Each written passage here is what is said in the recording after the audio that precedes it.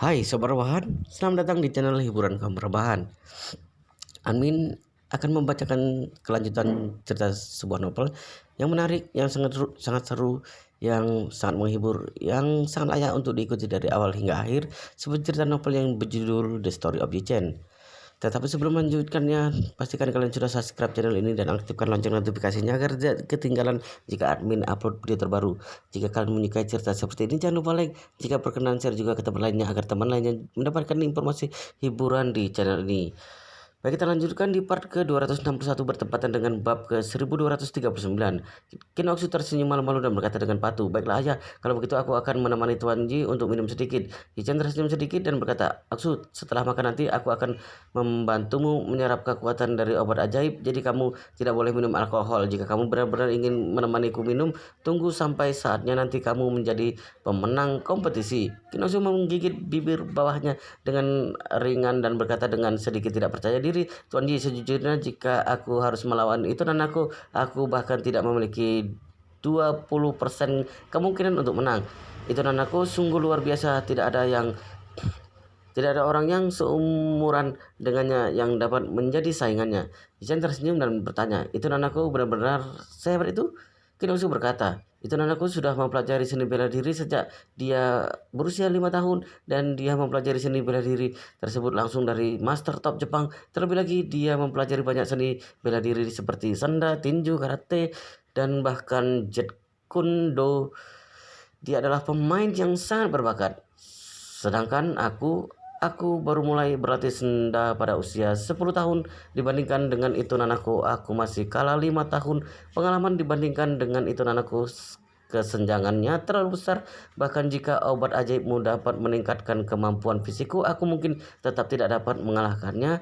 Karena pertarungan senda tidak hanya melulu tentang kekuatan fisik, kelincahan, dan kecepatan, tetapi juga pengalaman dan teknik, pengalaman dan taktik terakumulasi dari waktu ke waktu, dan sedikit demi sedikit ini adalah kesenjangan terbesar antara diriku dan itu nanaku."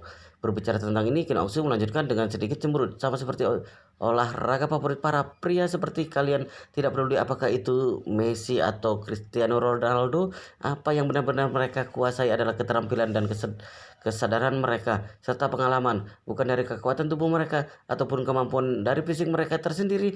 Messi mempunyai fisik yang relatif lebih pendek dan ada banyak sekali pemain sepak bola yang memiliki kemampuan fisik yang jauh lebih kuat darinya, tetapi pada dasarnya tidak ada pemain sepak bola yang masih aktif yang dapat menandinginya dalam hal pengalaman dan keterampilan. Itu adalah poin kuncinya."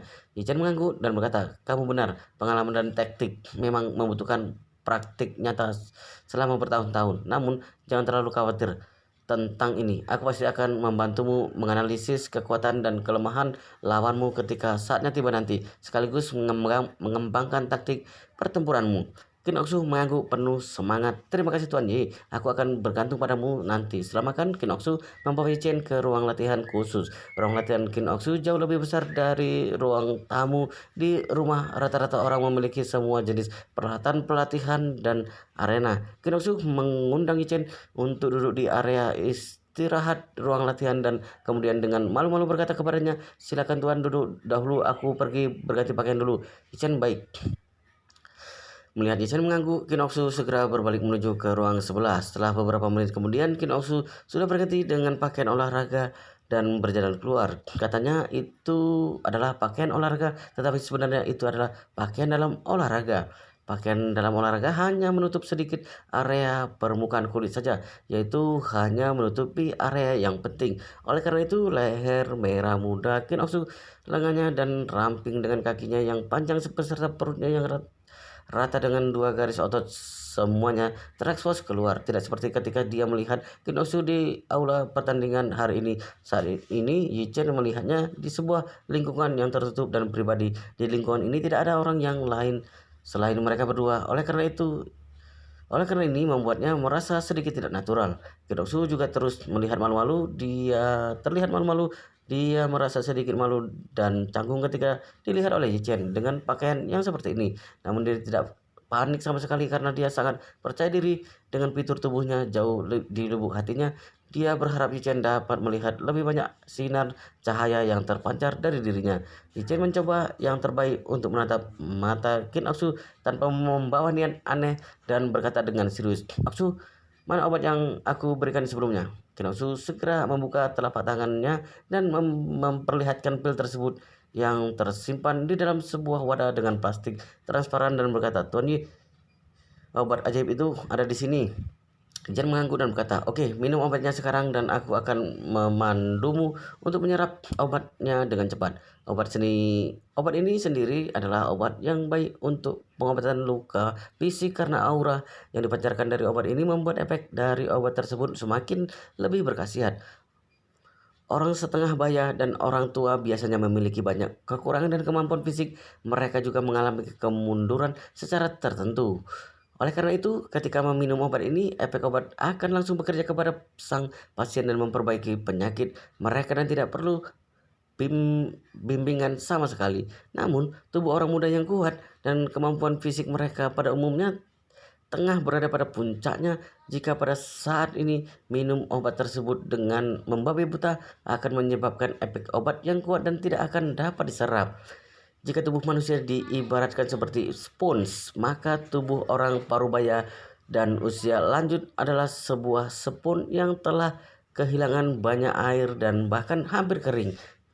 Pada saat ini, jika dapat memberi mereka cukup air, maka akan dengan cepat mengisi kembali komposisi air yang hilang dan mendapatkan kondisi mereka di saat muda kembali. Namun, jika tubuh orang yang muda tidak terlalu terluka, maka itu dapat diibaratkan sebagai sebuah spons yang sudah penuh terisi oleh air. Dalam hal ini, jika dia terhidrasi secara membabi buta, maka pada dasarnya sudah tidak mungkin baginya untuk menyerap air tersebut. Bahkan jika sampai salah menggunakannya, khawatir efek obat itu tidak dapat terserap dan sebaliknya malah menjadi merusak tubuh. Ketika Jichen memberi Qin Oksu obat ini, niatnya adalah untuk menyelamatkannya sebagai asuransi di saat dia terluka ataupun sakit parah sehingga obat tersebut dapat digunakan untuk menyelamatkan nyawanya. Tetapi sekarang dia ingin menggunakan obat ini untuk membantunya meningkatkan kemampuan fisiknya. Oleh karena itu dia harus memandunya untuk menyerap khasiat obat. Qin Oksu segera mengeluarkan obat tersebut dari kotak setelah mendengar apa yang dikatakan. Lalu ia menatap Yichen dan bertanya dengan wajah yang patuh, "Tuan Yi, apakah aku cukup langsung menelan obat ini begitu saja?" Yichen mengangguk, duduk bersila lalu minum obatnya langsung. Qin Oksu dengan patuh mengikutinya lalu duduk bersila di atas tikar latihan yang lembut dan kemudian memasukkan pil itu ke dalam mulutnya. Khasiat dari obat ini sangatlah murni. Jadi begitu Qin Oksu memasukkannya ke dalam mulutnya, pil tersebut segera berubah menjadi arus hangat yang kuat dan memasuki organ dalamnya. Kemudian Qin Oksu merasa sangat panas di sekujur tubuhnya dan setiap pori-porinya tampak berkeringat dengan putus asa. Dan yang paling penting adalah keringat yang ia keluarkan ini benar-benar berbeda dari keringat yang biasanya dia keluarkan saat berolahraga. Dia merasa bahwa keringatnya seperti diperas dari dalam tubuhnya oleh sebuah kekuatan yang sangat kuat. Selain itu, keringat yang keluar terasa jauh lebih padat dari biasanya dan terasa lengket seperti baru direndam di dalam ember yang penuh dengan lem. Yichen segera menggunakan energi spiritual di tubuhnya untuk membantu Qin Oksu membimbing dan menyerap kekuatan obat ini. Khasiat obat yang kuat dilebur ke dalam tubuh Qin Oksu oleh Yichen menyebabkan tubuhnya mengalami perubahan yang sangat drastis. Pada awalnya Qin Oksu merasakan sedikit sakit dan tak tertahankan, tetapi pada tahap selanjutnya dia merasa sangat lega dan nyaman, dan seluruh tubuhnya terasa seperti telah terlahir kembali. Yang lebih menakjubkan lagi adalah dia dapat merasakan rasa nyaman yang belum pernah dia rasakan sebelumnya, sama seperti dipeluk erat oleh Yichen, hangat dan nyaman, dan dia tidak bisa menahan gelombang yang bergejolak di hatinya. Wow, sepertinya ceritanya sangat menarik, sangat seru, sangat menghibur, sangat membuat kita penasaran jika tidak mengetahui kelanjutan ceritanya. Tetapi sepertinya kita akan lanjutkan ceritanya di part berikutnya di video selanjutnya. Pastikan kalian sudah subscribe channel ini, aktifkan lonceng notifikasinya, agar tidak ketinggalan jika admin upload video terbaru. Jika kalian menyukai cerita seperti ini, jangan lupa like, jika berkenan share juga ke teman lainnya agar teman lainnya juga mendapatkan informasi hiburan di channel ini. Baik, kita lanjutkan di part berikutnya di video selanjutnya.